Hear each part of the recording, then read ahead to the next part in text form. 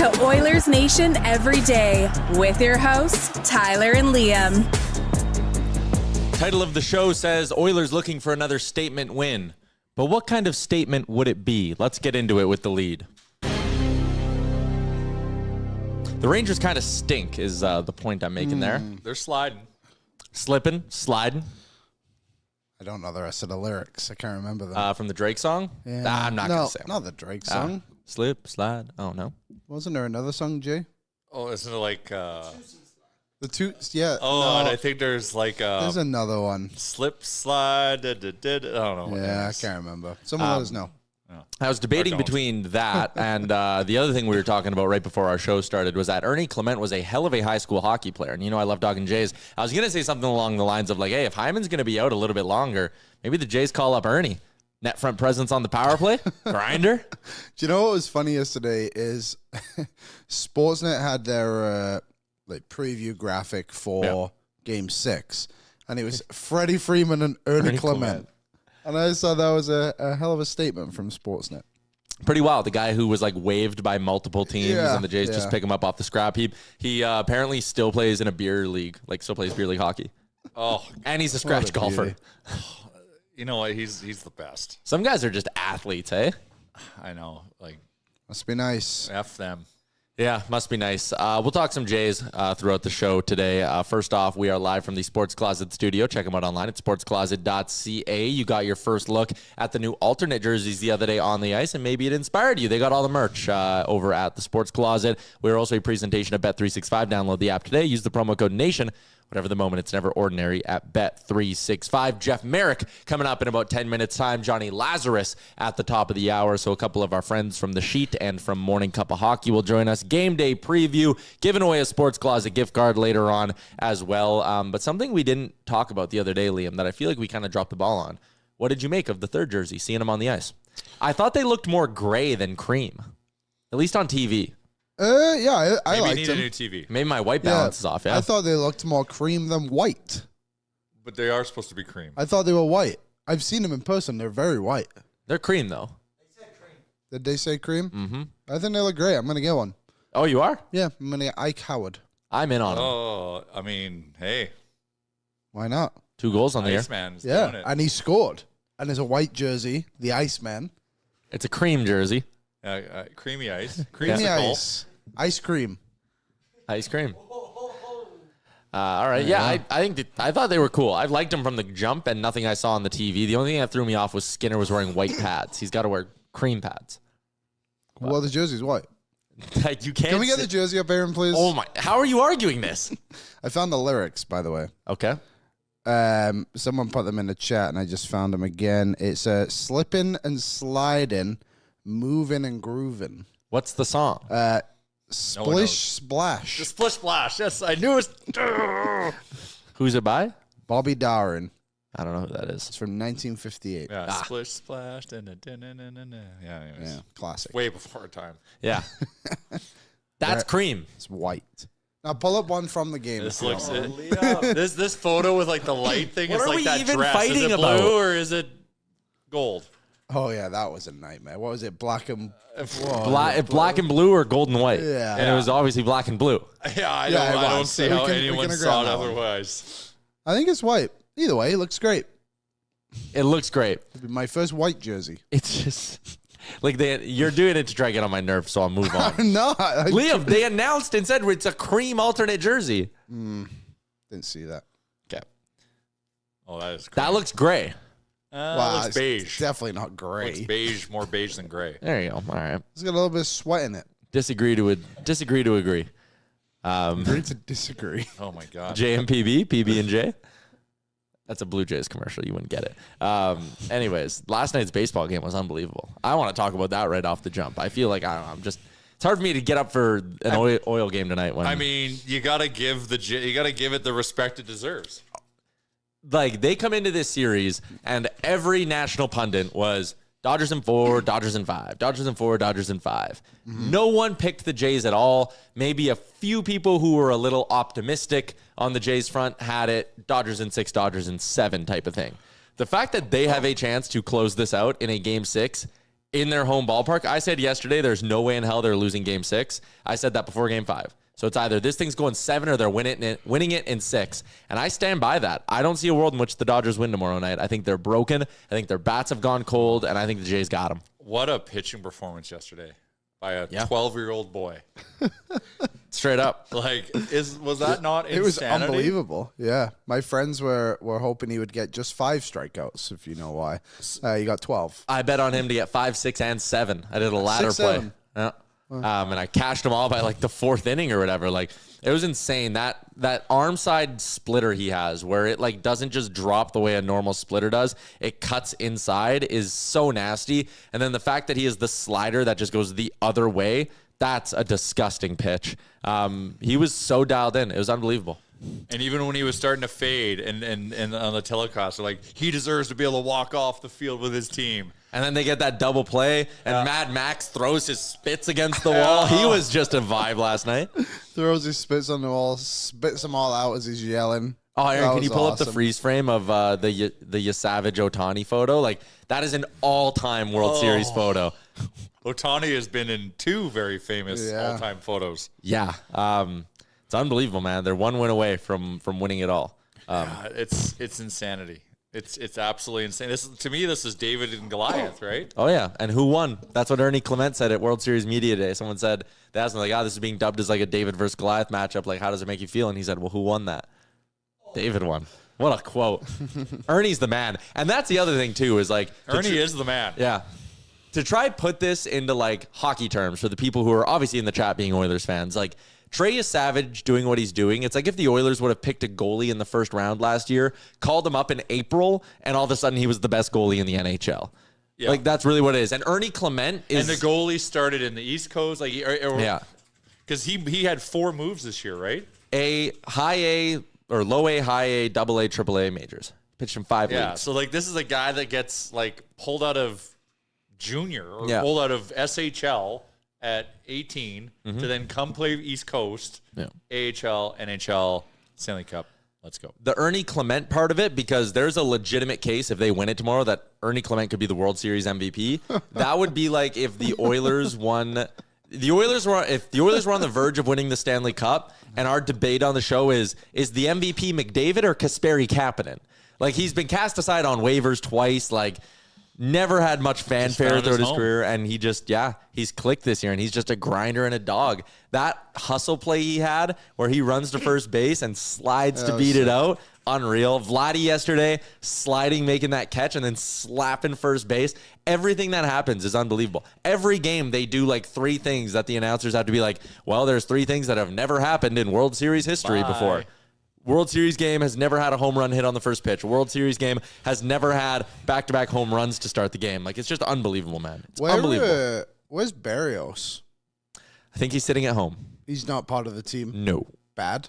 Yeah, he had a bad end of the year, and they put him on the IL with, like, the old right arm shittiness kind of injury. And he's just not part of the And, I think he's left the team. General soreness? Yeah. Damn. That's kind of crazy. Yeah, it is actually pretty crazy. It's kind of sad to, like, not see him around the team because he was a big part of it during the season, but... And how much does he get paid? Because we've got Brian in here talking shit about how the Jays are the 6th highest paid team. Buddy, their starting pitcher yesterday gets paid less than I do. Yeah. he legitimately does, Liam. And I know, like, $299 in salary. If you factor in the Dodgers' deferred money, they're spending like $500 million on their roster this year. The Jays have IKF, who they got off late season waivers starting every day. They have Miles Straw playing games for them, a guy who they spent all year last year in AAA. Like, it really is David versus Goliath. Yeah. You have Vladimir Guerrero Jr. Yeah, man. We do. And he is still only making like $28 million this year for the Jays, and he's by far their highest paid player. Mm-hmm. It's like a pretty significant gap. At least highest hitter. Like Bo. I saw the lineup last night. So Springer wasn't it? It's like for starting players, it's like Bo, and then isn't like Kirk who makes like $5 million or something. Yeah, and his extension kicks in next year too. Springer's 25, right? Yeah, yeah. And like Brian, I get what you're saying about like the salary and the market that they are and all of that, but like the on paper roster in that 18th inning game, the Jays had a bunch of guys who played in AAA this year, and the Dodgers were still rolling out like 4 future Hall of Famers. their worst reliever was throwing 102 with movement. Like, it was crazy to compare these two rosters. Like, again, the Jays are good. They deserve their respect, but like, it's an impressive feat to beat this Dodgers team when everyone was just handing it to the Dodgers off the jump. So I will put the Jays talk aside for a little bit, and let's get to the hockey talk of the day. We'll get Jeff Marek's take on this in a minute, but Martin Necas has his 8-year deal with the Colorado Avalanche. So another pending free agent is off the board in the NHL. He gets an $11.5 million AAV. So big smoke for Marty Necas, who gets just over $90 million in guaranteed money from the Colorado Avalanche here. So a big deal. Of course, the big talking point is, whoa, that's only $500K less than Mikko Rantanen signed for. Do you know Tax-free state. Don't tell me it's not a factor. No, it totally is. Yeah, and I think the other thing too but he's is also a better player. There's a lot of people that disagree. Rantanen. Yeah. I think another part of it too, and this has been circulating online today as this narrative again gets brought up. It was kind of like Rantanen was only willing to sign for 12, and again 12 in a tax-free state, when both Colorado and Carolina, like, he needed two organizations to be like, we're not giving you more than 12. And then finally, when the third organization was like, we're not giving you more than 12, he was like, oh shit, I better just take the 12. Oh, and by the way, 12 is 13 and a half. Yeah, or whatever the money works out to. So it's an interesting fit with Necas in Colorado. He's obviously played well next to Nathan MacKinnon. He's a good hockey player. Totally. Colorado, such an interesting team. Why? Well, like, it all just kind of trickles from the Mikko Rantanen trade. But they just have a lot of guys who are also underperforming. They're very similar to the Oilers. Like, they're 6-1-4 on the season, and they're up the standings because of loser points. Mm-hmm. And they still count. I'm not discrediting them. But it's interesting how no one's pushing that on them when Devon Taves has 1 point and Ross Colton has 1 goal and Landeskog has 3 points and all this stuff. It's just like a few guys are kind of carrying the load for them, and they're able to get through it. They also don't have Mackenzie Blackwood, which is not helping them by any means, but Scott Wedgwood has been good. Taves was someone you relied on for offense. Yeah, I was gonna say he plays with the best players every single night. I know, but he makes sure the puck doesn't go in the net. He's the. I still think he should have more than 1 assist. No, maybe. I mean, he plays next to Cale Makar every game. Yeah, well, I would expect Cale Makar to have lots of points. And I believe he's leading the team, which also I feel like he should stumble into a couple of points. Also, with Devon Taves on the ice this year, they're at 5-on-5. They're getting outscored 7-3 and outshot 57-31. So now that's how you critique them. Now you guys are on the same team. Yes, not points, defensive metrics. All right, our first guest is here, so let's keep this Necas conversation going and head out to the Star Mechanical guest line. It's Edmonton's #1 plumbing and heating company. You can find more about them online by visiting them at starmechanical.ca. Residential, commercial, 24/7 emergency services. They do it all. They do it well at Star Mechanicals. We bring in our friend Jeff Marek of The Sheet. Hey. Jeff, we're talking to Marty Necas. What do you make of the deal? Interesting. I thought of all the people. I thought of all the players that were remaining pending unrestricted free agents. I thought the one that might make it to free agency was going to be Martin Necas. Just given that negotiations at times with Necas, certainly with Carolina, have been challenging. I think it's a deal where you would look at it and say, it might seem like it's a lot of money for someone who's never scored 30 goals. You know, a quick glance at Martin Necas's career, and I'm not saying he's not a quality hockey player. Quite the opposite, he is. But we haven't seen the kind of production that you would look at and say, yeah, that's $11.5 million. I mean, the most he's ever scored was back in 22-23, 28 goals with the Carolina Hurricanes. Last year splitting, he had 16 and 11, 27 goals for the split Carolina and Colorado. But look, I look at this from the player's point of view and from the team's point of view. Chris McFarland, I don't think, wants to have feathers remaining from a significant trade that rocked the organization. That's, of course, Mikko Rantanen. And if you're Martin Necas, you're looking at this and you're saying, you know what? I could go and chase every quarter under every cushion. I could go to July 1st and see what the offers are and take the biggest offer regardless of where that places me. Generally, teams that are going to have a significant chance of winning the Stanley Cup aren't really going to have the amount of money available to bring in someone like Martin Necas, despite the fact that the salary cap is going up. I think Necas probably looked at this and said in his camp and said, are you going to get $11.5 million anywhere else and be happy? Like, that's the one thing we never really factor into all of this. Like, you get to play with Nathan MacKinnon. You're always going to be on a competitive team. You're going to be a team that's considered a Stanley Cup contender. Why do you want to mess with that? You can go to free agency and risk it all and make $1 million more somewhere else. But, you know, I look at the Jonathan Huberdeau situation in Calgary, and I think it's too heavy to look at it and say, it's a cautionary tale. Don't do what Jonathan Huberdeau did. But, I mean, Jonathan Huberdeau goes from the Florida Panthers to the Calgary Flames. They placed this contract underneath his nose, and, like, how do you say no to it, even though you're not in the best mental health framework for the of that contract? You know, there's like, essentially what I'm saying is, what's the price tag you place on happiness? How much are you willing to leave in order to be happy? Because, like, that career, right? And do you want to a rebuild? That kind of price tag? No. You want to stay competitive. You want to be happy. He's riding shotgun with Nathan MacKinnon. He's happy there. As Bob McCown used to always tell me when we worked together at, the Fan 590, whenever I'd ask him for contract advice, he'd always say the same thing. Don't F with happy. If you're happy, find a way to stay. Martin Necas is happy. Colorado's happy with Martin Necas. They came to a deal that I think might surprise people, but I think when you frame it that way, it makes a lot of sense. Even though it might be, considering he's never scored 30 goals, might be a little bit of an overpay here. I have a question. I don't know if I want to fully ask it, but I'm going to do it. Go for it. Go for it. Is Chris McFarland doing a good job in Colorado? Yes. Yeah? Okay. I'm just looking. I'll tell you what. You know what Chris McFarland's problem is? And it's a really good problem to have. He has too many elite players. Like, what a nice problem to have. Like, part of the Martin Necas contract here, Liam, is the fact that they have, one of the top 3 players in the world in Nathan MacKinnon, and they may have the top defenseman in the entire world in Cale Makar. These guys don't come cheap, and they don't have the luxury of selling palm trees, beaches, and favorable state tax there, the way that Florida can, the way that Texas can, the way that Nashville can, the way that Vegas can. They just don't.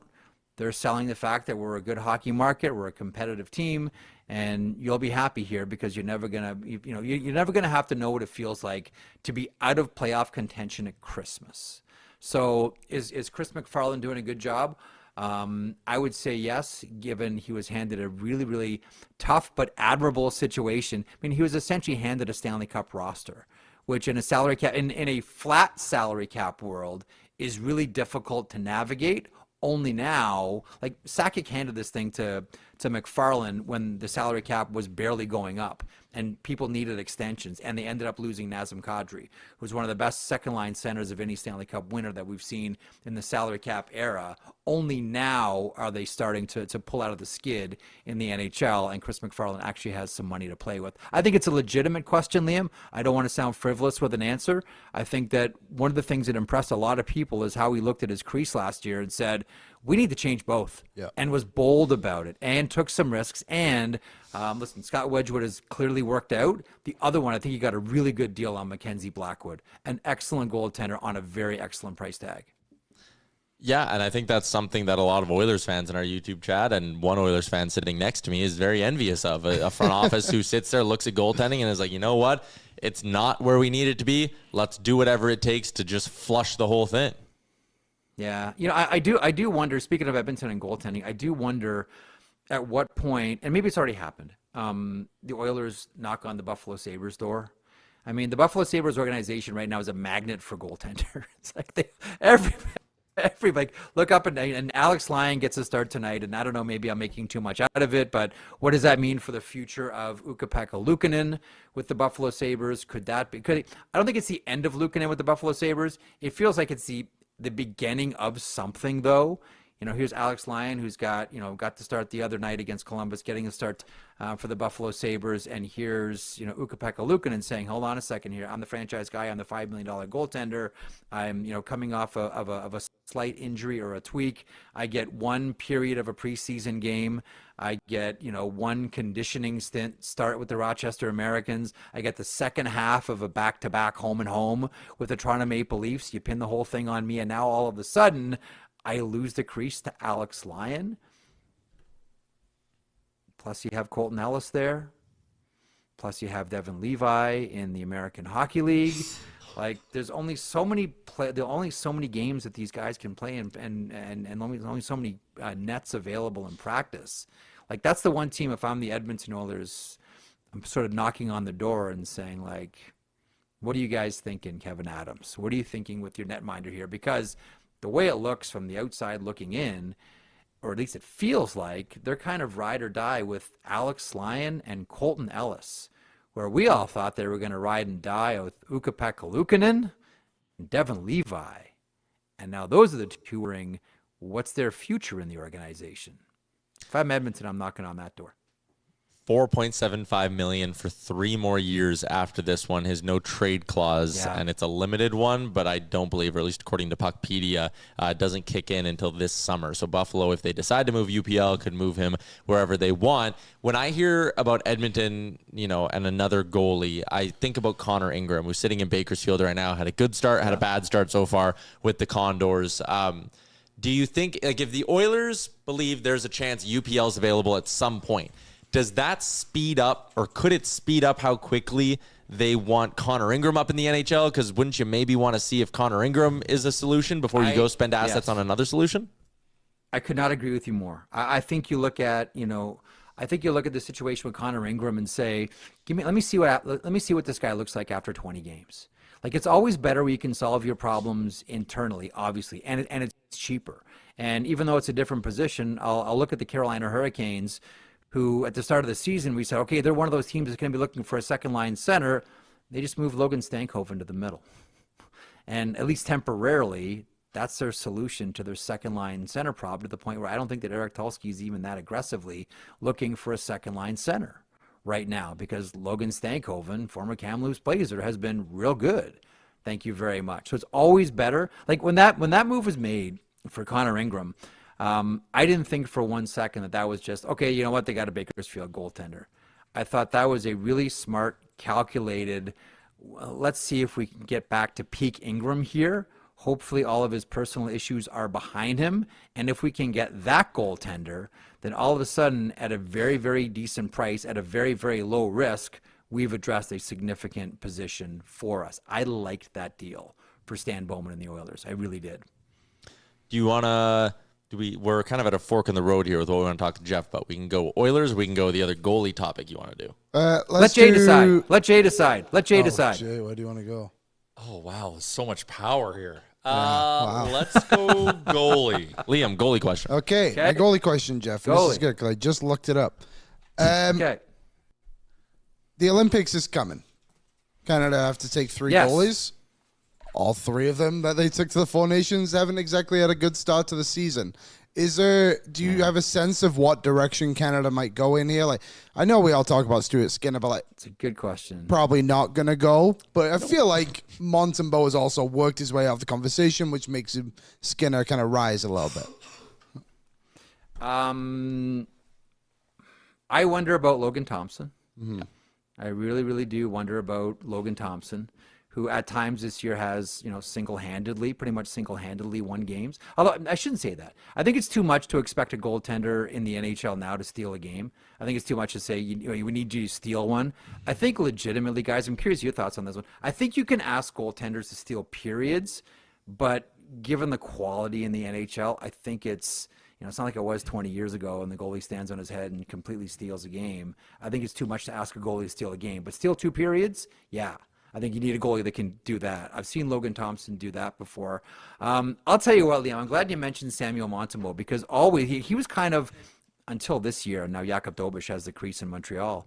Leading up to this year, like all the underlyings that all the goalie gurus will talk to you about, all the underlying numbers for Samuel Montembeault were outstanding.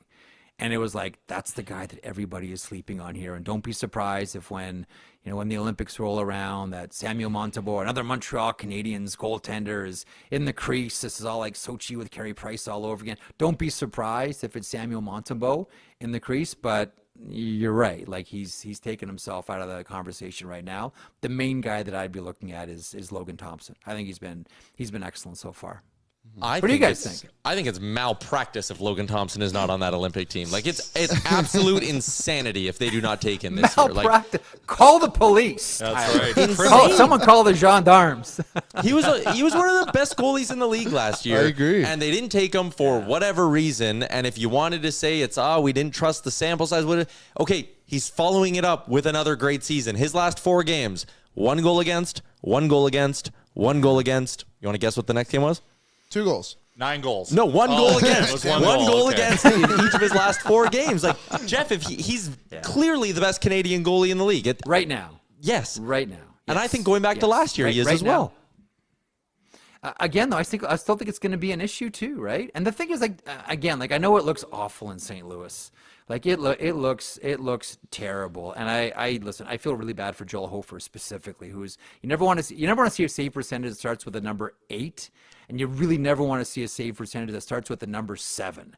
And that's where Joel Hofer finds himself right now. And Jordan Binnington's numbers have been less than impressive too. The complicating factor is Doug Armstrong and everybody has seen Jordan Binnington go on a save percentage bender before. Like we've all seen him do this. We saw him take the St. Louis Blues to the Stanley Cup. We saw him take Team Canada to a victory at the Four Nations. To me, that's the wild card, and it's almost as if, okay, if you want a reward for past performance, and we saw this in Salt Lake City in 2002, you get the first game. After that, all bets are off. I wonder if Hockey Canada goes that direction again with this management group. For past performance, you get the first game. After that, everything's earned. I think that'd be more than fair. Binnington's proven that he's a gamer. Yeah. Couple times now. The regular season, the stakes aren't high enough. I'm when fine the with stakes are Binnington. high, that guy, for some reason, is an absolute stud. And I'm fine with him being there. My duo would be Binnington Thompson with Hill as the third. Mine would be Skinner. Oh, you can't say that, Take Leo. those colored glasses. Why off. would No it not way. be? The only starting goalie in the NHL that has better goals against average US Canadian is Logan Thompson. 2.41. And Jeff, we actually are a very anti-save percentage stat on this show. And we have, if you can pull up the quality start meter. This is how Liam's decided he's evaluating goalies this season. He has a quality start meter that is just his own brain, where he gives Skinner a thumbs up, a thumbs down, or a respect thumbs that. sideways. Listen, I respect that. Honestly, Steve Valiquette is the sort of guru when it comes to all of this. Clear sight analytics, the most accurate way to measure goaltenders today. And I understand that it's like sitting on the shoulders of greatness. You sit on the shoulders of those that came before, and the stats for tomorrow are not going to be the same as the stats for today. And we'll look back on it with scorn. But I do like the emoji tracking here. you. For quality starts, which I would always come back with, all you can do is play the games that are on the schedule. Mm-hmm. All you can do is play the games that are on the schedule. I'm not so sure that Hockey Canada is as warm to Stuart Skinner as perhaps I agree. You are, sir. But you have Giving him some thumbs down. But even using your meter, your own metric. Yeah. He has more average and below average performances than he does thumbs up performances. The last 2 games haven't been good for him. But in that sample size, the meter would be a knock against him, not a vote for him. There's been more good or okay starts than bad starts. He's 3-2-2 according to Liam's You meter. can't call that good. No, I didn't. I called it okay. You said What are we doing here? It's a Okay, so-so. There's It's so-so. There's 2 more things we need to get to with Jeff, and time's melting away because it Okay. always does when we have Jeff that's all on. right. Zach Hyman is not going to be ready on November 1st the way we were led to believe he would be. Is that just they're being careful, or is that a cause for concern? Not a cause for concern. I think he's still within, he's middle of the month, right? And I think that's still within the range of what the Oilers organization thought. So it doesn't make for a great, sports talk radio topic. Like, the sky is falling. He's not going to be. I wouldn't. I would be like those Tai Chi guys in the park and just sort of, let that one go. Let that one go. Like, he's still within the range that the Oilers expected. So I wouldn't lose any sleep over it. The one thing that I wonder about with Hyman, and I don't think this happens, but we'll see. I wonder if they would start him on the third line to help get Trent Frederick going. As far as forechecking. You guys are a lot closer to it than I am. You guys are right there. But what do you think of the idea of starting him on the third line to try to jumpstart Trent Frederick here? That goes to your identity conversation, I think. If you want a third line that's going to work hard and give this team an identity, you do that. Yes. And Frederick needs to get going. He's not the Trent Frederick that you saw in a Boston uniform. Yeah. He does look, and again, like, it's early in the season, but like on the forecheck, he does look a little bit slower. And when he does get there, I don't know that he's winning as many puck battles as the team or he would like to. So that's a tough combination. That's why I look at it and I say, like, you know what, maybe need a dose of Zach Hyman on that line. At least to start. Like, we know where Zach Hyman's going to end up, but in the process, would it be the worst thing in the world to have him play on a line with Trent Frederick? We're going to give our listeners an exclusive little sneak peek into your episode of On the Road that's going to drop later today. This one's fun. Yeah, you had Adam Henrique. Tee it up? Yeah, tee it up. Yes. Give us the preview. So this Let me ask you about one more. 28 minutes. Oh, there you go. Now we're good. You go. Let me. No, that's okay. Let me do the runway here. So I had Adam Henrique, one of the people that we interviewed for the On the Road series, and one of the things that we asked Adam Henrique about was 2010 Memorial Cup, where honestly, I've been worried about hockey players after hits before, but not like this. Travis Hamonic catches Taylor Hall. Windsor Spitfires, Brandon Wheat Kings. You remember the one, right, Jay? Yeah. And I remember seeing it. I'm like, there's no way he gets up. And not only does he get up, but he scores like a between-the-legs goal afterwards. It's one of like the signature junior moments for Taylor Hall. And, of course, Adam Henrique was on that team. And this became part of the interview with Adam Henrique as part of our On the Road series. Here's the Oilers. Let me ask you about one moment in the Brandon Memorial Cup. I remember watching it. It was a game against Brandon and Travis Hamonic hits Taylor Hall. And I saw the hit. I remember watching that. I'm like, oh, he's not getting up. He pops up. I'm like, thank God. But that hit was frightening. Yeah.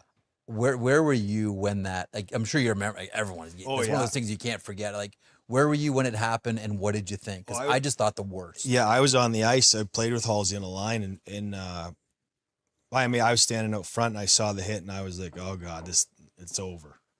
Yeah. And like. And if you know what, if it probably happened to anybody else, it probably would have been a different outcome. But Halsey, the way he is, just right back up. He's fine. He scored an incredible goal. Came back the next shift, put it through his legs, and scored a goal. It was like, all right, we're good, we're safe. Yeah. But it just, and again, one of those moments kind of along that whole run, and playing in Brandon against Brandon, that was a huge moment at the start of that game. Could have went maybe the other way. Did, and I think we won like 9-3 or something. and we were off, but man, those were, like I said, those were the best times of just playing hockey. That team was sweet too, Jeff. Cassian. They're the last team to win Memorial Cups back to back. I mean, like Kamloops, won like 3 and 4 once upon a time. One of the best teams we've ever seen. But that Windsor Spitfires team was dynamic. Hall was right in the middle of all of it. So was Adam Henrique. One of the interesting stories that he talks about in that conversation, is mom and dad, farmers, and he just happened to be an exceptional hockey player, playing for the 99ers, and he was 14 years old. And his mom says, I just got a phone call from an agent. He says, and it turned out to be John Thornton. He says he's Joe Thornton's brother, and he wants to come and watch you play. It's like, Joe Thornton's brother just called. He was just like, he was almost sort of oblivious to like how you get from like minor/youth hockey to the OHL or to get to junior. He just would go out and play and go to school and work on the farm. He's a charming personality.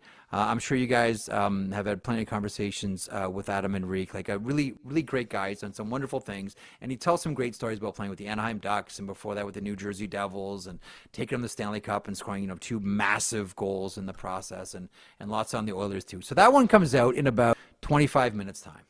Oh, Yeah. Lines up perfectly for everyone's game day needs. All right, Jeff, thanks for popping on today. This was excellent. We'll chat again next week. No problem. We'll watch the game tonight. Thanks, boys. Yeah, Hi, there you Jeff. go.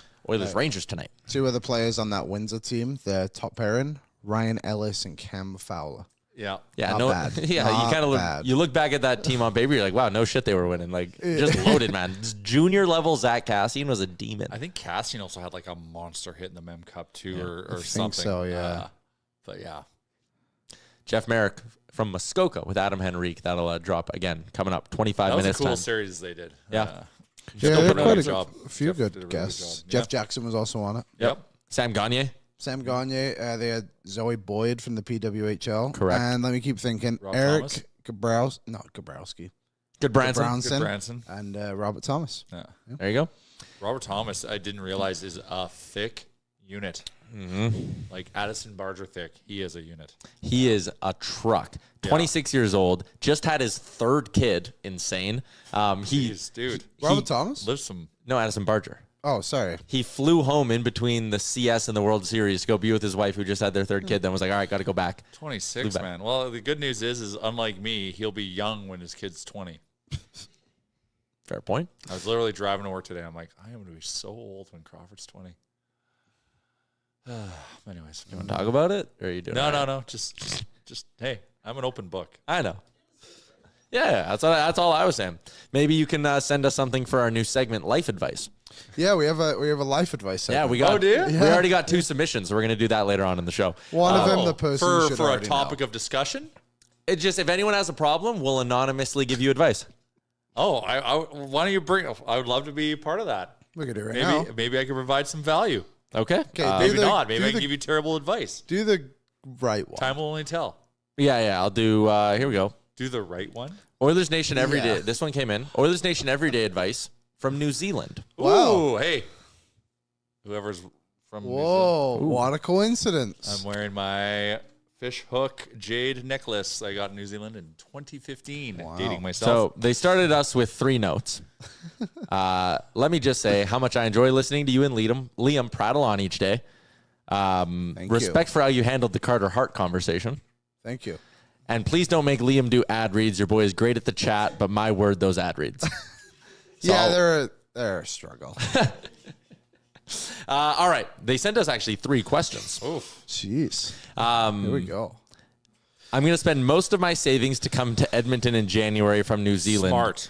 Check. Okay. To see a few games during their long home game stint. Pros, see McDavid and Dry at real speed in real life, possibly also Sidney Crosby. Cons, no money. Canada's very cold, I hear. Yeah. And what if McDavid takes a break before the Olympics? Should I be worried about that? I'd say no. Connor McDavid won't take a break before the Olympics. No, he will not good there. take a break. What for the Olympics. What are the dates? That's connected to Jasper. That is just said in January. So, yeah, could potentially come to our pond I hockey think tournament. that's the Pens game is the Thursday before pond Oh, hockey. nice. Next us know. one. So I guess this was presented in 3 parts. I'm trying to read these sort of like blind. Option 2. Here we go. Oh, I spend most of my savings to come to Edmonton in May from New Zealand to see one single playoff game. Or option 3, I stay home and I watch the Oilers in my living room, having made a sensible financial decision. So should they do January, seeing a handful of games, or May and see a playoff game? I think playoff game's the answer. I think, and then come for the playoff game. Come for the playoff game. You can, again, if you get tickets to one of them, then you're in town for more. You can come to our watch parties and all that. Because And we'll- you don't, even if you're not in the building, the atmosphere for a playoff game anywhere and everywhere is amazing and electric. And you want to. There's that story of that guy from France that was doing a cross Canada tour. Mm-hmm. So he started out east. He's renting a car and he's going coast to coast. He came into Edmonton. There's a playoff game. He goes to the Moss Pit. He's like, oh my God, this is amazing. So he's like, I'll stay one more night. I think I might be butchering, but I'm pretty close to the story. He makes a friend at the playoff at the next Moss Pit game, and talking about it, and he thought his story was so crazy. He's like, you know what? You take my ticket and go with my buddy, and got him into the game. And then the guy's like, this is the greatest thing ever. I am staying for the entire run. The guy's like, you can stay on my couch. So a guy from France who was going to do a cross-Canada trip got hung up in the playoff energy and couldn't leave it. Can I propose an argument for the first option? Sure. The Oilers play Pittsburgh and Washington potentially on that road trip that he's talking about coming on. So not only would you get to see McDavid and Draisaitl play, you would also get to see some of the greatest players to ever play. Ovechkin, Crosby, Malkin, Letang. It's a real dilemma. It is. I would go January. Your votes. I think our votes are both playoffs. Aaron, you got a vote? I am without a doubt a playoff guy. Okay. This city, hey, we know Edmonton. January's not the time I would recommend someone to come to Edmonton. But I tell you, during the playoffs, spring season, come down to the bars we're at. Because I like Jay's point. You don't need to necessarily be at the game to enjoy. I don't go to any games. And I have a blast during the playoffs. So my vote's for playoffs. The thing, one pro for winter, ODR. ODR is open. I don't know if our friend from New Zealand They can signed skate. it off saying I'm off to get my ass handed to me in beer league. So Oh, well. there you go. You can email me, Tyler@Oilersnation.com. It can be sports or non-sports Was related. there 3 parts to it? That was 3. That was the three Yeah, options. 3 options. It's coming Come- January, May, Or don't come at all. Oh, sorry. Yeah. Okay. Because that's an option too. Okay, Yeah. anyways, yeah. Okay, we got a couple of things we still need to cross off the board here, and we only got like 19 minutes left before Jay's got to go. Oh, geez, no pressure. Yep. So let's start with our game day preview for our friends at Greta, our go-to party spot. Hey, if you're coming from New Zealand, you'd love watching a playoff game at Greta Arcade Bar, Street Food. We were out in Vancouver this last weekend. It was electric. Edmonton, always a good time. Check them out. Tonight, very fitting that the interview with Jeff and Adam Henrique drops tonight because they're going to be honoring Adam Henrique before the game for his 1,000th game. The first time in franchise history that there will be a silver stick presented at an Edmonton Oilers game. No player has ever played their 1,000th game in an Oilers jersey. Which is a bonkers stat. A crazy thing. I can't believe they didn't stumble across one guy. Yeah. Here we are, It's Adam Henrique. about to witness Awesome. history. Rico, anytime? No. I mean, maybe that's... I needed the silver stick to cash in on the theory I was going, maybe. I'm willing to dabble. We'll get to the bet. Liam, do you want to do your goaltending conversation? What's up with Igor Shesterkin? Oh, I'd never looked. Sorry. I actually totally forgot to do that. I'm very I'm sorry. glad we're not doing this. Nothing's up with him. He's an elite goalie. So Okay, there we go. these- Respect. We're good. he Sorry, has I not should've done won a game in 5 straight starts. So you're saying he's due. Yeah, so we'll go back 5 starts. He played against Edmonton, where he allowed 1 goal and lost the game. Did his job. Against Toronto, he allowed 2 goals, lost the game in overtime. Yeah, so did his job. Against Minnesota, he allowed 2 goals, lost the game. And then they go to play his job. San Jose and Calgary, and he gets lit up twice, 6 goals and 5 goals. He's probably just had enough. I think he may have had enough. So I think a good key tonight will be to get to Shesterkin early, or at least try to. Yeah. We want him to punch out early. Yeah, but what's interesting about this Rangers team, and obviously this has been the conversation around them, is they cannot score at home, and they're actually pretty bad at home. On home ice this year, they are 0-4-1, 32nd in goals scored, and 14th in goals against. On the road this year, they're 4-1-1. That's because their goals against shoots all the way up to tied for second at 1.83 goals against per game. Goals for goes up to 17th in the league. So they go from on home ice, awful offensively, average defensively. They go on the road, elite defensively, average offensively. So again, Oilers are going to have to find a way to get the offense going on Shesterkin, but this might be one of those nights where, knock on wood for our boy Stu, 3 might be good. 3 or 4 might be good for you tonight. Well, Like, you can let in 3 or 4? No, you just need to score 3 or 4, and it's a win if you can do that. Like, Yeah. I don't think the Rangers will generate enough to get 3 or 4 on you.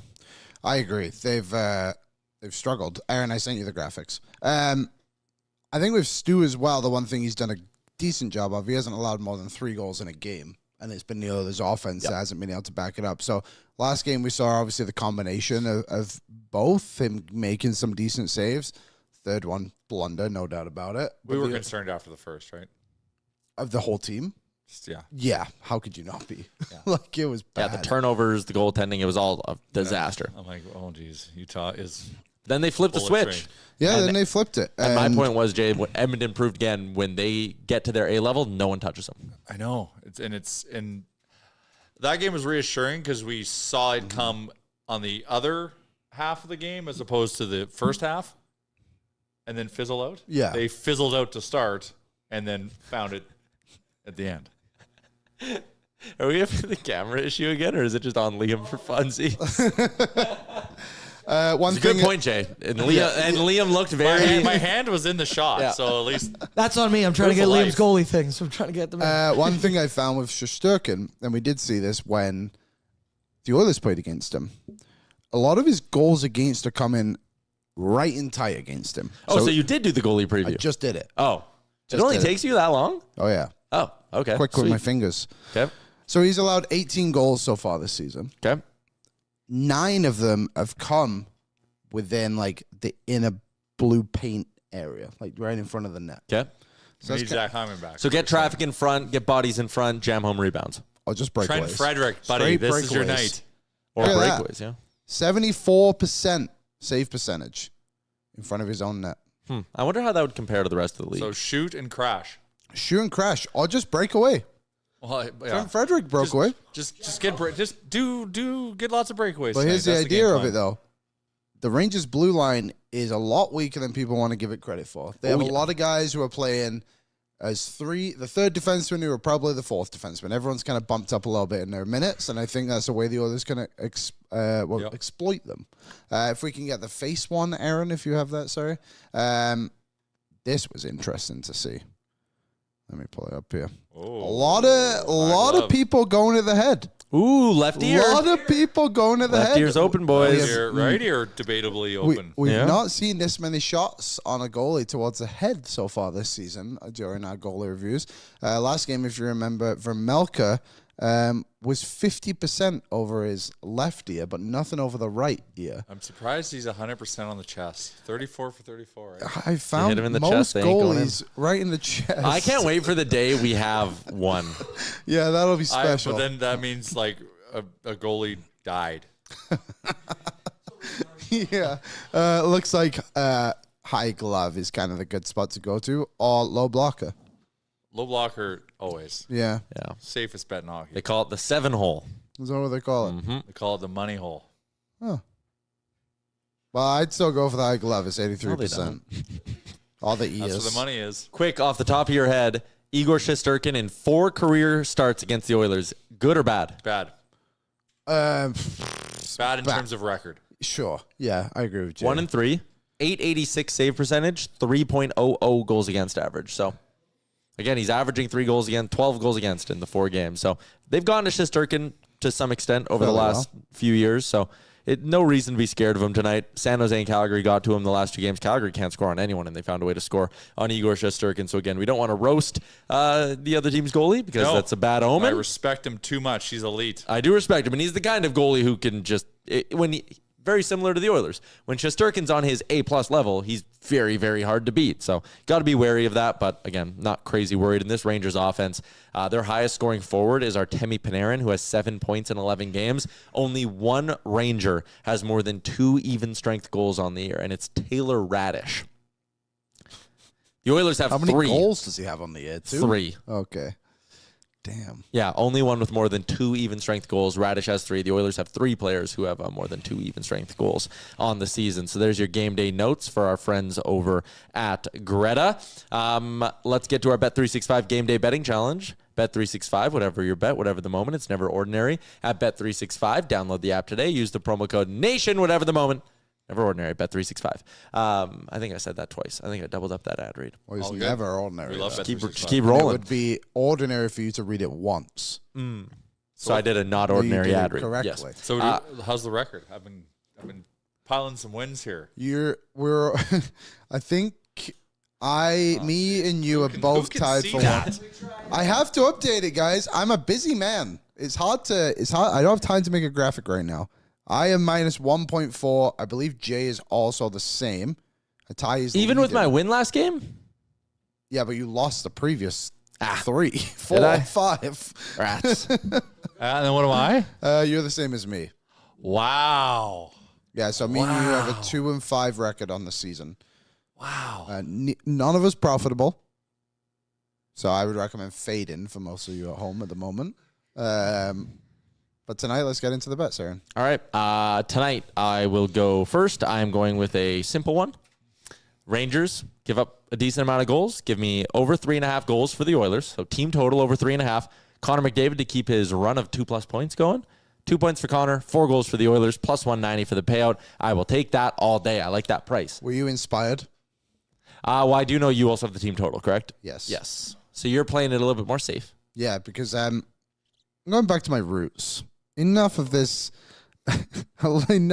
parlay garbage. Spray tans on the mind. That's Jay's thing. We're in his head. We both won last game. You're He's rattled. worried. We have the same record. We all have the same record. Spooky. I know, but you're worried. I'm not happy. Uh. I lost 2 in a row. I'm going back to my roots. All right. Oilers over 3.5. I never actually said it. Oilers over 3.5. Plus 110. Great value. I started like building a parlay and I just couldn't stop I adding legs. noticed Kind that. of just got out of hand. Oh, my God, Jay. I don't even remember what I did. So Connor 3+ shots. I feel like he's got a little bit of the goal itch. So I think he's going to shoot more. Try settle 3 shots. I just think is normal. Roslovic throwing in a cheeky shot really gives a boost. And the guy shoots the pill. Connor McDavid 2+ points. There's some alignment there. Leon Ryan shotgun 2+ points. And Jake Wallman, I should have went 3+ shots to really juice this up. But that's where I went conservative and put it to 2 block shots. He is the wall man. Plus 850. I don't hate it. I know. I like I this. hate how good this is. I might tail you. I might tell this Yeah, too. I'm 100% tailing you. Oh, let's do it. Let's do it. I hope we all win. If he gets it, and that solidifies no spray tan for me, which is kind of sad. No way that it would solidifies it. solidify. Oh. It could be middle of November. You'd be back to 0. You were I minus don't know. 37 units last year. I hit this. It changes the psychology. So your Oh, psychology. changing the psychology over here. If you think Liam and I are going to get desperate on November 1st, Yes. You know what they say about American Thanksgiving? we still have a long. You know what they say? I almost would want to make you a side bet. Yeah, That you guys do your own bets. no, I'm going to make you a agree. side. If you hit this, I'm going to offer you a side bet that you'll be back to negatives by American Thanksgiving. Oh, okay. When is American Thanksgiving? Would there even? I need to make sure there's enough games actually. When is American November 28th? 7th? 7th. Back to last. Back to, oh man, I keep opening the wrong schedule. If you Last hit year. this, you then go back to just betting singles, so you're still up by November. Like, Then you're 2-0 in these Like- bets. duh. Hey, Oh, yeah. Big time. Tyler does bad negotiating. I I'm going swear. base hits. all right, we'll see. We'll see. I'm going Wallman 1 block shot every game. Yeah. Leon Draisaitl a 1 shot. Leon Draisaitl a 1 shot. Yeah. and you just, I will just milk that plus 850. Keep Lance up Kane again. is in the chat and goes, Jay is successful because he isn't afraid to take a gamble. He came in last year. In the regular season. Yes. And when it mattered most, how did I perform? You did good in the playoffs when I the won. Oilers were winning. Some Yeah. would say. With this same strategy. Of Some just would say I shooting won big. the playoffs. I like Westside Chain says Jay makes this segment fun. Thank you. It's a fun game. Yeah. And, you know, I would love to do 20-leg parlays, but I know that's crazy, but it's easy to do.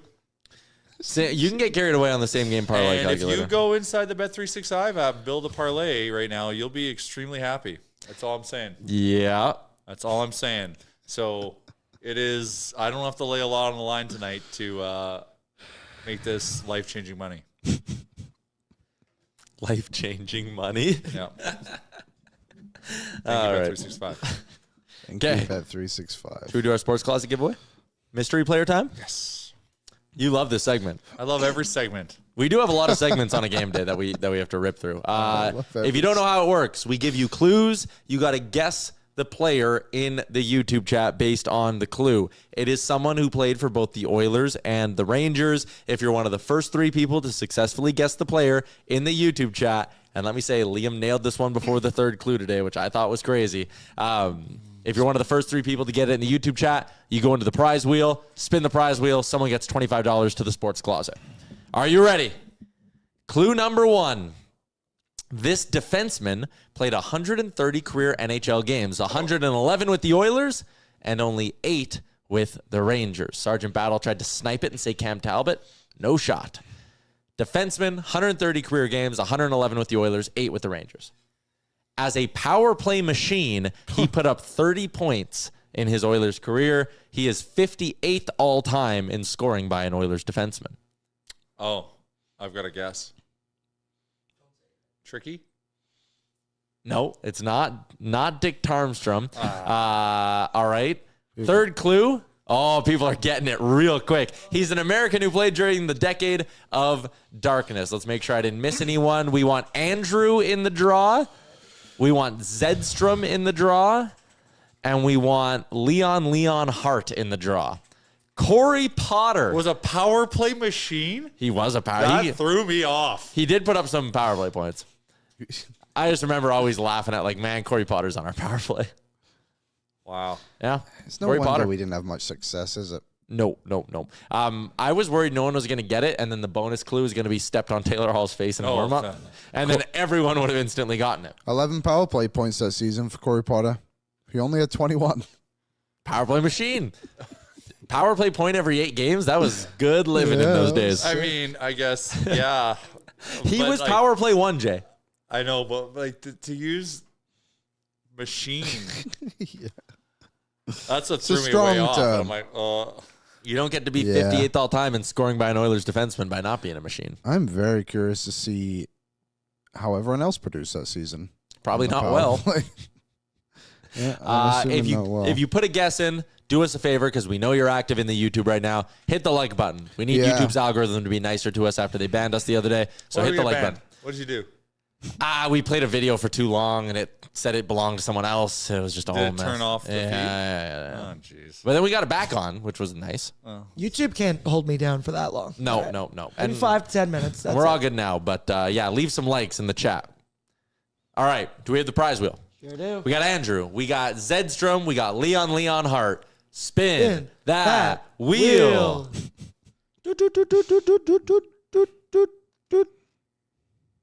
Oh, wow. I've never even seen this person in the chat.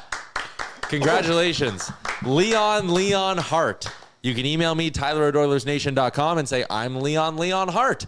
And I'll hook you up with our friends at the Sports Closet. You got yourself a $25 GC. We also did test drive what we thought would be a pretty funny bit on the show of... Don't tell him. Well, no, because now we're obviously not going to do it because this is one of the teams. It only makes sense for like 5 teams. And we've He played played for 13 teams. for 13 teams. Yeah, of course. he Okay, did. fine. I won't say it. Did we already use him as a mystery player? 1, 2, 3, 4, 5, 6, 7, 8, 9. Yeah, he played for 9 other teams, not 9 the other Oilers. teams. We got plenty of guesses to go. He was the last Rangers one, right? Well, I guess we can't use the Coyotes. I think he was the Senators. Oh, maybe he was the Yeah, he was Senators. the Sens guy. Yeah. And then we're done with the Imagine who Rangers. we're talking about. So Chet. we can only use it like 6 more times. Okay, maybe we'll do it as a bit. Yeah, maybe I leave won't. it. We should have Okay. done it today. All right, yeah, we really should have done it today. I'll tell you about it later. It's pretty funny. What do you think happens tonight? Belt to ass? Belt to ass for the I Oil? think it's belt to ass. It's Blue Jays season. It's belt to ass. They can't score. I think that Utah game, I think it'll be a bit of a catalyst with that, just how they woke up and finished strong. It I sounds think like that's going to bring momentum into this game. So if they can get to Shesterkin early, I think the floodgates open. words were said between periods, too. So Yeah, what'd you make of that? standards has been set by the team. So they can't have a game off tonight. Who said the words? Knobloch, I think Ekholm said some stuff about himself as well. He said, I've not been playing well enough. And it was he said leadership specifically. Yeah. You know what? I can't imagine Darnell Nurse stepped up. Hey, guys, we got to be better. Quit turning over pucks. Classic Darnell. I feel like the message wouldn't have been received if he had said something. Well, considering he sat the first half of the second period, yeah, I don't think he was overly vocal in the room. But yeah, apparently the Oilers leadership group stepped up and said some things in the room about how they weren't good enough. Then Knobloch came in and ripped them. Yeah, right after. Yeah. Gave him the old 1-2 punch. Yeah, gave him the old double whammy. By the way, the Oilers are going 11-7 again tonight. Ryan Rishaug had this, so I'll pass it along to the people. With 97 and 29 penalty killing as much as they are, distributing the 5-on-5 minutes is easier with 11 instead of 12. Just let me add this. You could just not have Connor and Leon kill penalties that much. No, don't be ridiculous. Just an idea. But here's how the Oilers are expected or are going to line up tonight because Knobloch confirmed it. Exact same lineup. 11-7. I don't get it, but whatever. I want to shout out Ty Emberson. Oh, what a game. I did too. Best game as an Oiler. And what a read to jump down low there for that puck. I also said That's like It's a confident play. 100%. Yeah. A guy that's scared is staying to the blue line to Totally. risk no liability.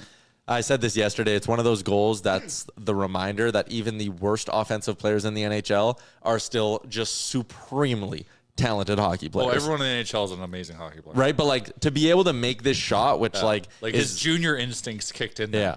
Like this is basically like a back footer from the circle that he still finds a way to like pick the corner on. Like this angle's insane. But like he knows to go in. Like he is rushing in. The minute the puck goes back to the point there, he is rushing in. Mm-hmm. They really like when does he ever do that? Maybe he does it more often, a lot, and the puck just doesn't get there. I don't know if I've seen him do that Sick before. angle. Yeah, I was like, Yep. I'm shocked that was Ty Emberson. He's done actually Ty Emberson revenge game tonight. Ooh. He Spooky. was, I don't know if he ever played for the Rangers, but he was drafted by them. On Halloween Eve. Oh, on Halloween Eve. Ralsvik revenge game. Something to consider. Yep. One shot on goal. We're dressing up tomorrow on the show, by the way, speaking of Halloween. Can't wait. I got my costume. I got my costume. I had a few ideas, but then I forgot to go get what I actually needed. I had to do like 3 Amazon orders to get everything I needed. What the heck? That's To assemble it? Okay, so you can get like on No, I like kind of doing my own thing. I don't like just going to the store and like buying a costume. I like to piece something together. I have an idea, but I don't know. And if I'm Amber and gonna I always do execute. couple stuff, so we're a couples thing again this year. Oh, yeah. She coming on the show? She's good? No, she can't. Well, she can't. What? Whoa, jeez. Let Let her answer that. No, we can't do that. Okay. Got to draw the line somewhere. That's worlds colliding. What's that? You got in trouble once? I said I got to draw the line somewhere. And I was in the office early today, obviously. Yeah. And the reasoning is because the power's out at my house all morning. So you came here to shower? No, I came here to do my job because I couldn't work from home. And I texted the guys and I was like, I'm already at the office. And Liam goes, why? And I said, oh, it's because Amber left me. I got to live here now. Which I could totally do if she ever made that decision. Yeah, it's actually quite beneficial for us both. Yeah? Yeah. All right. Thanks, Jay. Thanks, guys. Thank you, everyone. I'll be doing real life later on today with Jay, so you can look for that wherever you get your podcast from. Let's go get to our second guest of the day. Jonny Lazarus is going to be brought to you by Oodle Noodle. Remember, Jonny Lazarus is an Oilers troll. Yeah. Chat. You've been warned. Oodle Noodle in the value menu deal. Add 2 green onion cakes, 5 spring rolls, and 6 wontons to any order for just $2. Signature premium dishes only, takeout only as well. OodleNoodle.ca as we welcome in one half of Morning Cuppa Hockey, Jonny Lazarus. And I said every player who plays in the NHL is like a mind-boggling good hockey player. Any player who's going to play college is also a mind-boggling good hockey player. I saw Johnny at the Pond Hockey Tournament last year. Good Lord, is it ever humbling to play with him against him? Wow, that's so kind, Tyler. First of all, I'm mad at Jay for saying that I'm an Oilers troll. I'm really trying to like backtrack that whole thing. I even complimented those jerseys the other night. Like I actually thought those were sick. They looked great. I think you guys, I texted you, Tyler. I said like these jerseys are unreal. I know Pete Blackburn was shitting on him. Maybe he can get in the doghouse for Oilers fans. But yeah, what's going on? I don't even remember what you asked me. Well, what color do you think those jerseys were? They're cream. Liam. White? Cream. No? White? They're cream. I'm not Cream. convinced. I'm not. I've seen What them are in you person. talking about? They're definitely cream. I've seen them in person. I don't know if they're cream. I haven't seen him in person, so I guess maybe it's different for me. But just going on TV, I would say cream. Johnny, in the announcement video, they call them cream. Liam's just trying to get on my nerves today. okay. I don't think I did. We did announce that we're back for the Jasper Pond Hockey Tournament this year, though. How much fun did you have last year? Oh, dude, it was a blast. I mean, me and you especially, Tyler. Like, I saw a new side of you. I feel like we formed a new sort of level of friendship, I guess would be the word. I'm actually trying to convince my girlfriend to come with me too. So that'll be a nice addition this year if she comes. But yeah, good competition. We came up short in the final, which was unfortunate. But even seeing Jeff Marek play hockey was a nice little treat too. Had a couple D2D shifts with him. But all in all, a good time. Invites to staff have already been sent out for this event. I don't know. Oh, I feel like I'm missing the boat already. Johnny's inviting his girlfriend. No one's even spoke to me. I work at HQ. I also just got the email saying start to talk about it on your show, and that's it. Wow. So I don't know. Interesting. Liam, we're not getting invited. Come on. Liam, I don't know if you made the cut, brother. It's okay. I'm not even fit enough to tie people's laces when it comes to hockey. Let's talk a little bit about the game tonight. Obviously, these two teams faced off like 2.5 weeks ago, so it hasn't been a long time since we've been talking Rangers. But how have things been going for the team out in New York over the last 2 weeks? Their last game on Tuesday night against Vancouver was, certainly a step in the right direction after 3 pretty horrible performances against San Jose, Calgary, and Minnesota. Not in that order, but the Rangers, again, you guys saw it when you were at the Garden. They've totally honed in defensively. They're doing a great job for the most part this year, outside of the 4 of 11 games where they played horrible defensively at limiting their opponent's high danger chances. Like, I think Edmonton came into the Garden and maybe had a total of 4 high danger chances according to Natural Stat Trick. So for Oilers fans, that's probably alarming when you don't see much of McDavid and Draisaitl dominating a Rangers team. Like, I didn't really, to their standard, I didn't notice McDavid and Draisaitl like I typically would. So I'm sure that's the game plan going in for the Rangers again tonight. Have Adam Fox and Vladislav Gavrikov, who have been great so far together, shut McDavid down, shut Draisaitl down. I'm not sure what the Oilers lines are. I haven't checked. But are they still playing together, those two? Are going 11-7. Yeah, they're going 11 forward. So they are. You'll get McDavid and Draisaitl together sometimes. Okay, interesting. But yeah, the Rangers, again, like, it's been super inconsistent this year. And I have no idea what kind of performance you'll see from them tonight. As far as the offense goes, that they'll certainly struggle to score goals from what I would think. That's been the trend. But defensively, they could play really well. It could be a total disaster. We don't really know what we're going to get yet.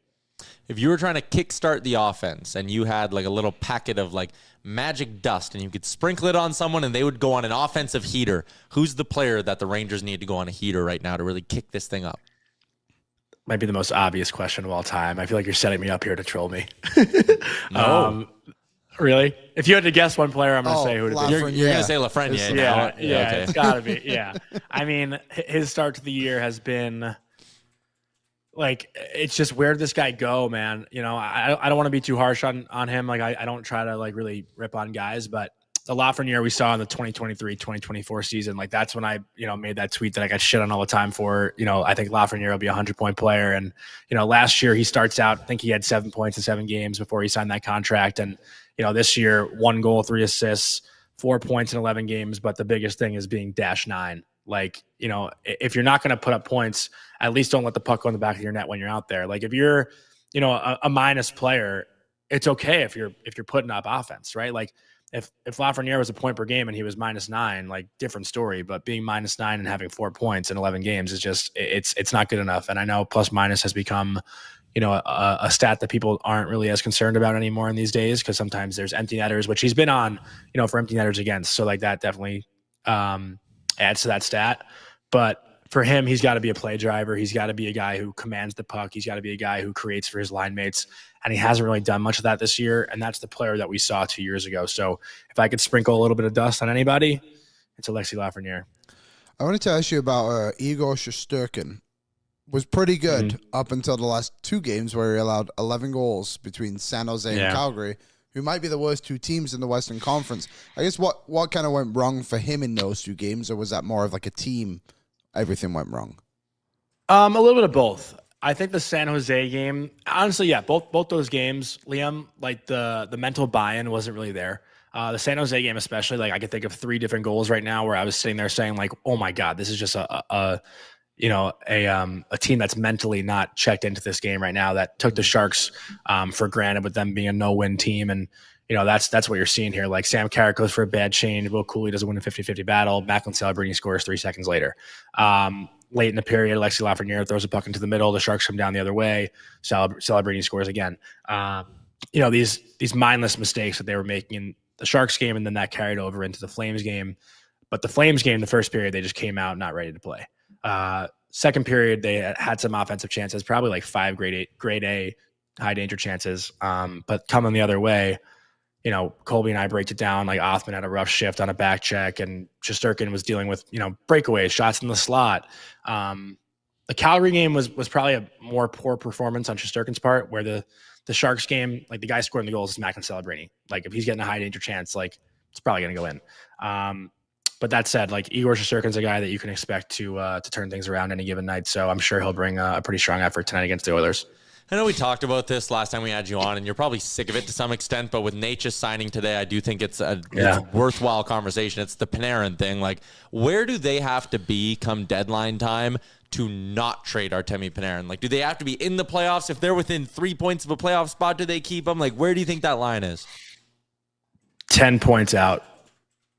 I think Chris Drury and ownership and everything about the Rangers organization is make the playoffs. Make the playoffs. Be competitive, make the playoffs. And as long as the Rangers are flirting with the playoffs, I have a hard time seeing them trade him. Also, you have to remember he's got a no move, so like he's gonna have to waive to go somewhere, which obviously plays a big factor into this. So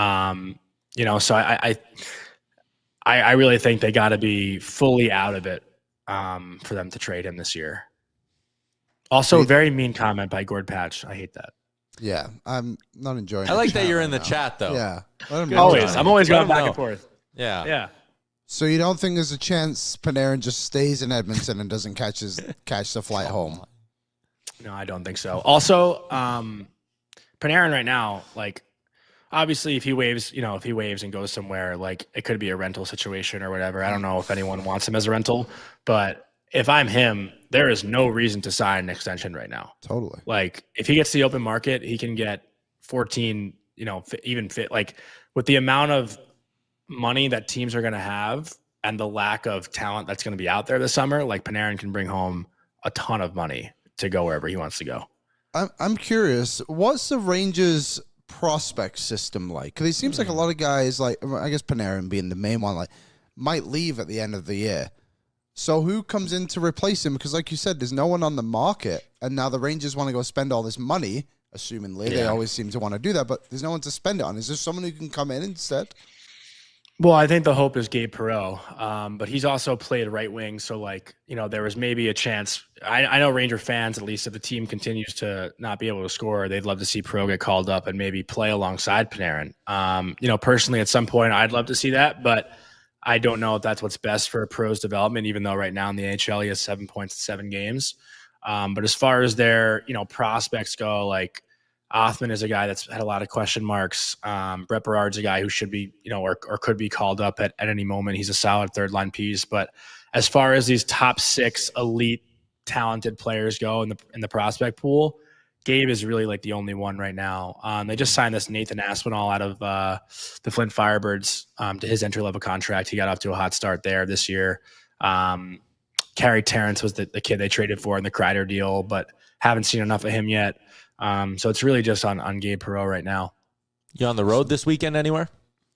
I'm going to Omaha, Nebraska. I'm doing color commentary for 2 USHL games this weekend. Who have we got? The Omaha or the Lancers, right?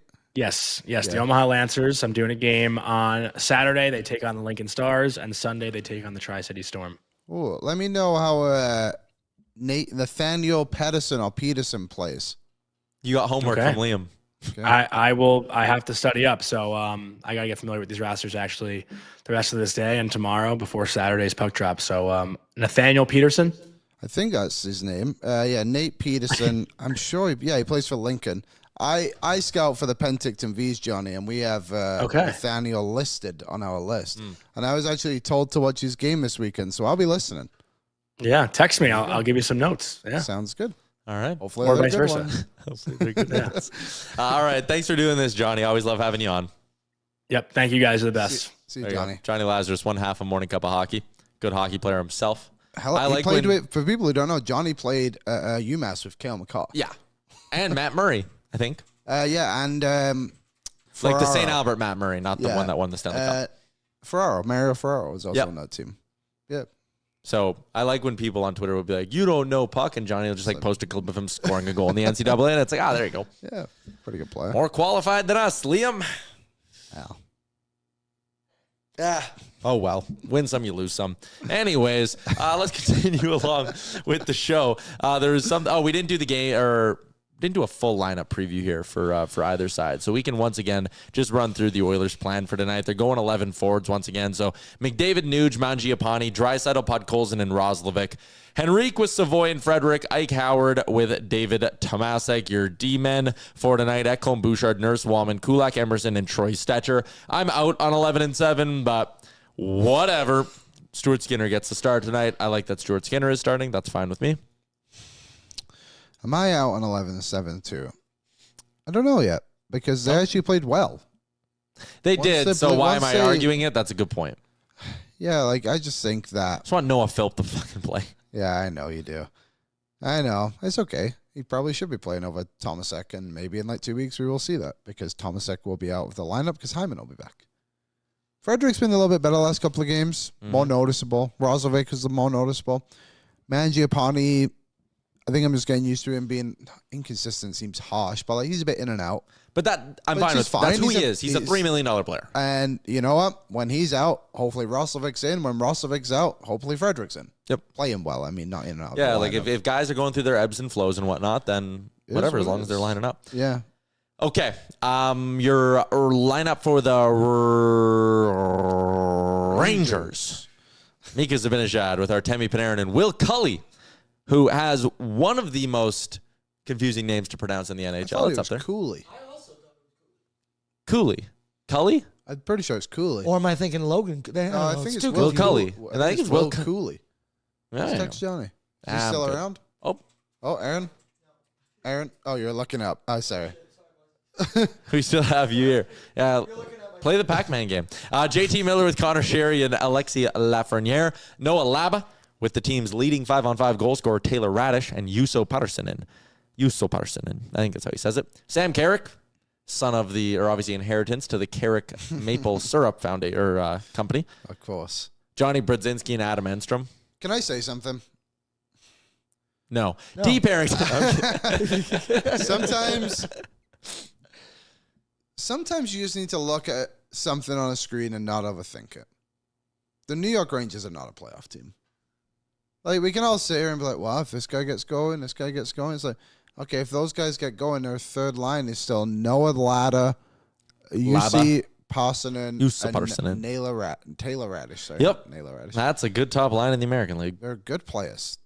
They're perfectly fine players. I'm not trying to discredit them, but, like, come on. Yep. Now let's take a look at this blue line they have going on. Gavrikov and Fox, that's good. Great pairing. Susie and Borgen. Great third pairing.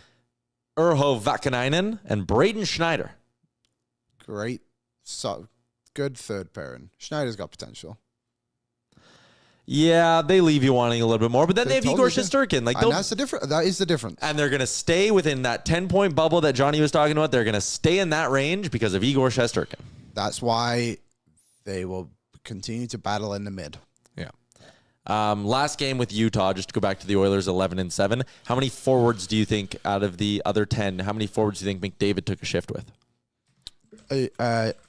Tuesday, sorry? Yeah, against Utah. 6. 15-10 with Nuge, then Mangiapane, and then Tomasek. He played 2:34 with it, 5-on-5. Draisaitl was 2. Savoy, Roslovic, Frederick, Howard, Podkolzin. He took shifts with 9 of the other 10 forwards. And that's what you should do. That's the point of it, I guess. Yeah. Who's the one guy he didn't play with then? Tomasek? I know he would have played power play. No, this is just 5-on-5, but Tomasek's in there. Savoy? Yeah. Podkolzin, Howard, Frederick. Henrique. Oh, yeah, he didn't get a shift with Rico. Keep the two talented guys away from each other. I like it. Spread all the offense. Hey, yeah, why not? I've liked Rico this year. I don't have a beef with him. I think he's been perfect. Like, he's coming as advertised. The Oilers really need, like, we talked about Emerson a little bit, and this is the same with Regula, probably Frederick too. We can throw him in there, but like, the Oilers lost their middle ground last summer. Not this past one, the one before, and they need those guys to perform for them. And not just this year, but like down the road, which is always interesting when people are just like, we need to trade Emerson because he's becoming, what would you call it, expendable. I said, no, like they actually need this guy to develop and become a top 4 player for them. That's actually exactly what they need to happen instead, which makes the Brett Kulak conversation interesting one as we kind of continue on in the season here. Just him being a free agent. Him and Skinner are the most notable ones, I would think. For the Oilers? Yeah. Yeah. Skinner, again, the mid-ground age group. I'm putting them all in ages. Like, what is he, 26? Yeah. They kind of need these guys to guide him through with, like, decent contracts.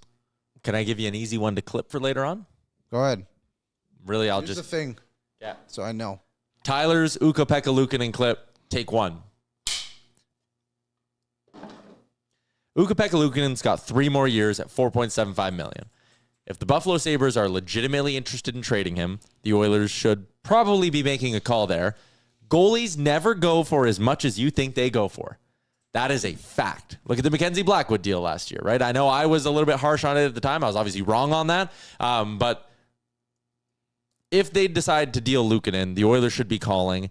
How do you make that money work at $4.75 million? Are you trading Stuart Skinner in the process? 4.7? Yeah. Or do you think you can... No, I'm not. I would like to have both if I can. So then how do you fit in 4.75? Because I do think Luukkonen probably only costs you like a second or a third round pick. Goalies never go for that much. It's a second round pick, maybe a prospect as well. So what was the Mackenzie Blackwood trade again?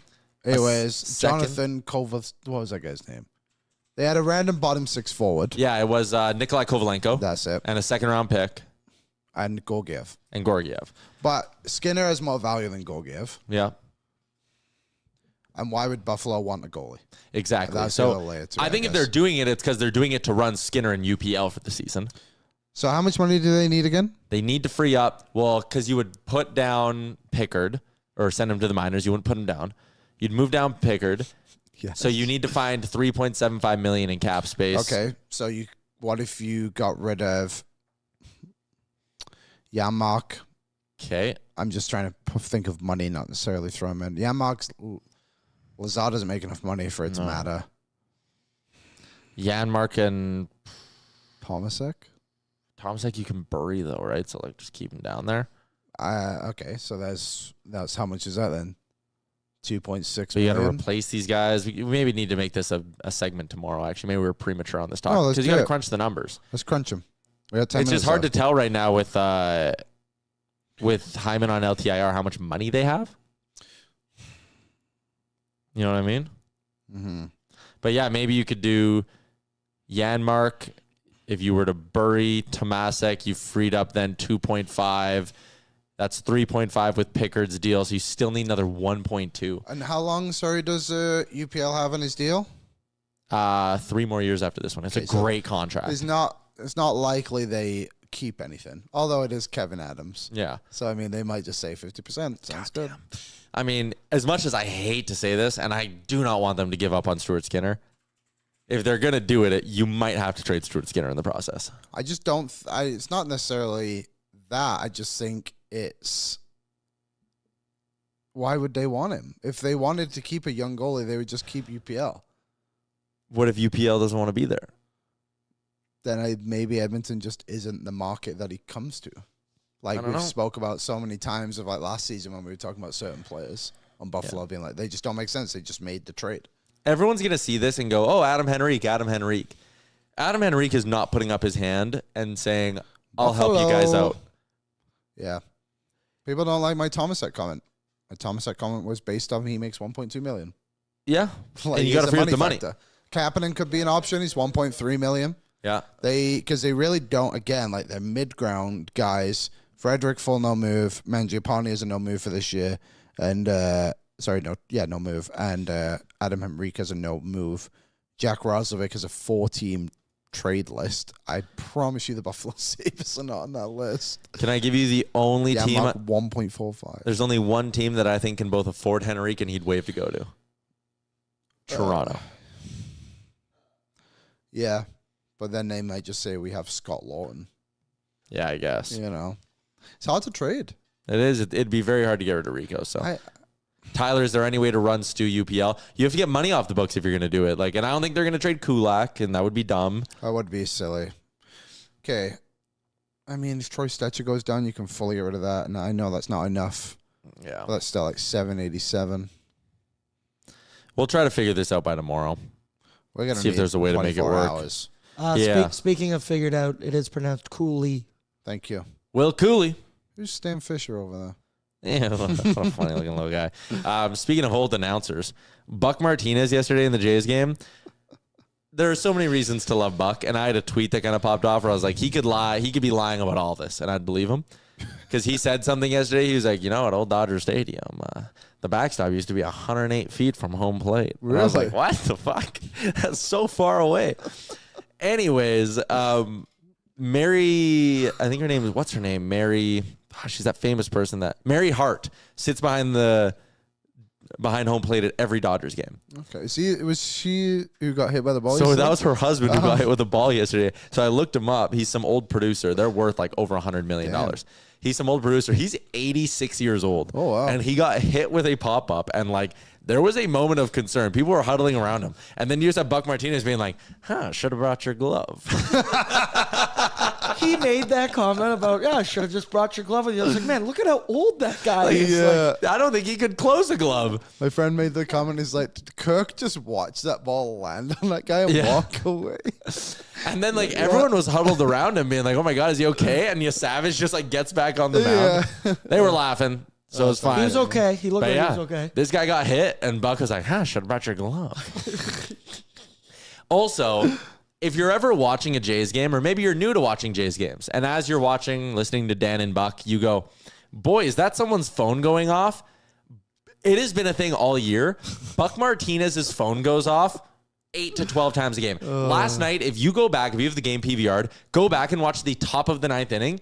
Buck's phone goes off 3 times in the top of the 9th. Do people not know he's calling game? But what's Buck up to? Let's give him a ring. But it's the text tone, so it's people texting him. So it's like the ding, ding, and it just keeps going off in the background. It's so funny. Buck Martinez doesn't use DND. He's not do not disturb guy. No, he used to be the commentator when I started watching the Blue Jays. He used to be play-by-play. Yeah. He also used to be their manager. Really? Yes. Not that long ago. Who was the other guy who would do it with? Buck and Pat Tabler. He kind of stunk. I didn't like Pat Tabler. No, I thought he was okay. It was just kind of like 2 old guys talking me through the afternoon. But Buck is way better at color than he is at play-by-play. Yes. Shulman's also amazing. I think he's both great. Of them. Dan Shulman, I think he's great. For people who don't know, Dan Shulman's son does the radio commentary. So if you're ever listening to the radio called Sports 1440, it's the Jays game, you think, oh, nice, I get to listen to Dan. No, it's just his son. They sound exactly the same. I used to work on a baseball broadcast with a old school play-by-play guy. I feel bad telling the story. You don't have to. I don't have to, but it's pretty funny. Because I would be down on the field. I would do like the dugout reports. So I'd go sit behind home plate when I wasn't like actively having to do an interview. So I'd be listening to their call in my headset and just watching the game. And the play-by-play guy who did it guessed every pitch that came in. Like, because he was used to doing them on the radio. Oh. And this was like webcasted. So it'd be like a curveball in the dirt. And he'd be like, Sanchez throws him a heater. And I'd be like, what the hell? Like, dude, 50-50 if he guessed breaking ball or fastball right. He was just sitting up in the booth at Telus Field and just being like, curveball in the dirt. And you're like, nope, that was a fastball, or like that was a sinker. It was pretty funny. That was funny. I started my golf league. How's that going? 2 weeks in. Oh, yeah? I'm sitting in 3rd. Nice. I finished 1 under my handicap yesterday and 2 under last week. So I'm doing all right. There was a couple of blow-ups yesterday too. And our commissioners told us that every week the courses get harder. So like, I'm happy to have my 2 like decent weeks now. And then my blow-ups can come a little bit later when it gets hard, because I'm assuming everyone will blow up. Yeah. So things are looking okay for old Send Help. It's my team name. You have a team name even though it's just you? No, because you have to scan in. So it says Send Help. I have beer league tonight at 10:15 after the Oilers game. Oh, yikes. Gross. Need a defenseman tonight if there are any defensemen in the Edmonton defenseman area. Out there? Any D-men out there that want to play beer league tonight at 10:15? I'd ask Jay, but every time I ask him, he says no. I'm not surprised. I've asked him, I shit you not, probably 30 times in our time knowing together, and every time he goes, no, but keep asking. And he's like, I don't want you to stop asking, because he's like, because one game I want to be there. But he just always says no. Anyways, good show today. Aaron, what time are you live at tonight? 6 p.m. Me and Sean Panganiban. A little bit of Brett. I saw some people in the chat asking. Brett was talking some Blue Jays shit the other night, so since then it's kind of gone back in his face. A little bit of that. No dog patch tonight though for people. They got their own thing going on tonight. Yep. Too Are you bad. doing the show from home then or here? No, I'm still going to do it from here nice. with Banks. I think Nice. it's a noodle night. You should try and see what you can get for dog bites still. Oh, I'm still going to be trying to get a meal from Dog Patch. Don't you worry about that. Absolutely. I know when I am Watts Train. We kind of in Watts Train, but I haven't said too much about it. The Blake Snell interview yesterday where he started, I'm not the one to make excuses, but then proceeded to make endless excuses. Just really funny. And also, I did not expect Blake Snell to sound like that. He's an ugly dude. I know that might sound rich coming from me, but he's an ugly dude. I agree. I've been saying it on my TV repeatedly. And that like facial hair choice is wild. And it's mean actually to call him ugly. He's just visually unappealing. Yeah, I can agree with that. Yeah. All right. We got to wrap. Oh, hey, trade Skinner for Bennington. Yeah, I'm sure they'd say yes to that. Oh. Done. Deal. Okay, that's a wrap on today's edition of the show. Shout out to Johnny. Shout out to Jeff Marek, both for joining us. Go listen to the Adam Henrique interview on The Sheet. It's live right now. So go get it on the Daily Face-Off YouTube. Pre-game tonight, 6 o'clock. New Real Life dropping later on today as well. Thanks for watching today, everybody. Have a good one. We'll see you back tomorrow. Halloween edition of the show. Oil up. What's up, Nation citizens? If you enjoyed today's episode of Oilers Nation every day, make sure you hit the subscribe button here on our YouTube to not miss any of our content. We got you covered from interviews, insight, analysis, everything you need to stay up to date on everything around the team. Hit that subscribe button so you don't miss a video.